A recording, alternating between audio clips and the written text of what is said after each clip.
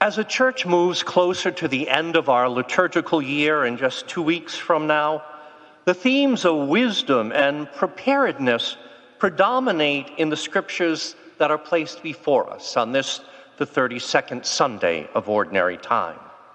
The message is that those who are wise will be prepared for the end, not merely of another church year, but the end of all time.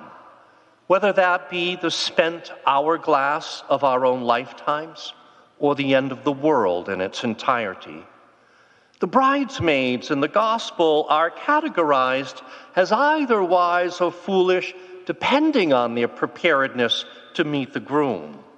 The wise were vigilant, the foolish caught short, even though they should have known the groom could arrive at any moment. So consequently, they ended up missing the wedding feast, which was the whole purpose for their being bridesmaids in the first place. As we interpret the lesson of this simple parable for ourselves, it's about preparing for the wedding feast, which is the reason for our existence too.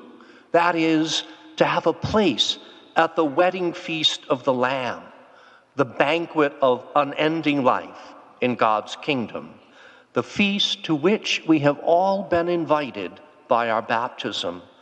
And so this is the entire reason for our discipleship. But to enter that banquet, we have to be ready to meet the bridegroom, who is Jesus when he comes to call us. There are more who know this simple but essential truth than not.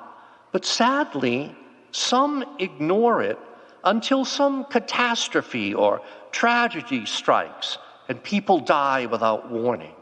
And as a result, we find some who, shaken by the thought of the very possibility of an unexpected end for themselves, are right back in church on the weekend, at least for a while. But when, with the passing of time, the impact of the tragedy starts to fade, many are back to their television sets or their golf games or sleeping in on a Sunday morning. So the preparations that we need to be making in order to be ready to meet the bridegroom whenever he should come for us are not complicated or mysterious. They are known by many, even if they don't engage in them. It's simply the practice of our faith, which is more than being nice and thus supposedly good. It's about meeting Jesus Christ right here and now, where he promises to be among us, which is above all else in the celebration and reception of the Eucharist. But it's also that he is found in the other sacraments and most available in the repeatable ones like reconciliation.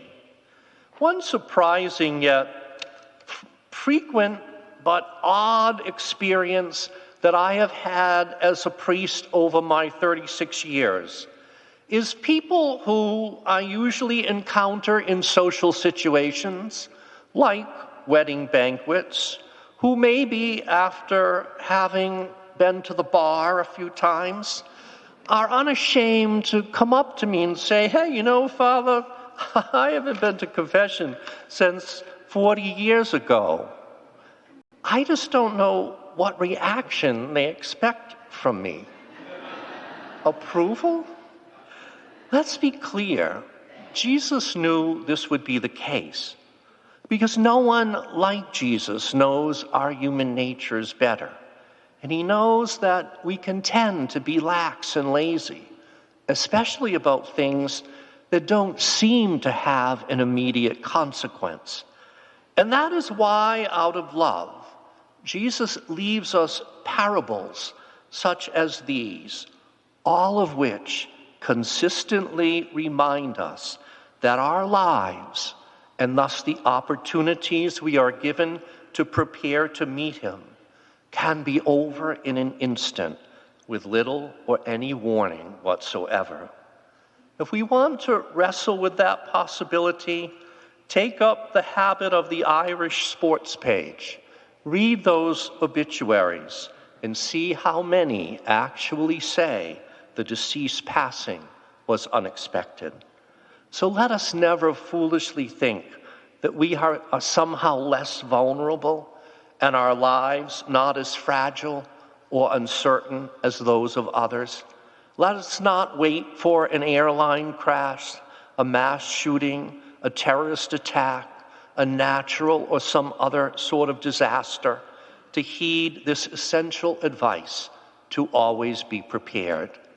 Instead, let us keep a spiritual to-do list and put at the very top of it confession, at least in the penitential seasons of Advent and Lent each year, and more often, if possible or necessary, along with, of course, Mass every Sunday and prayer every day.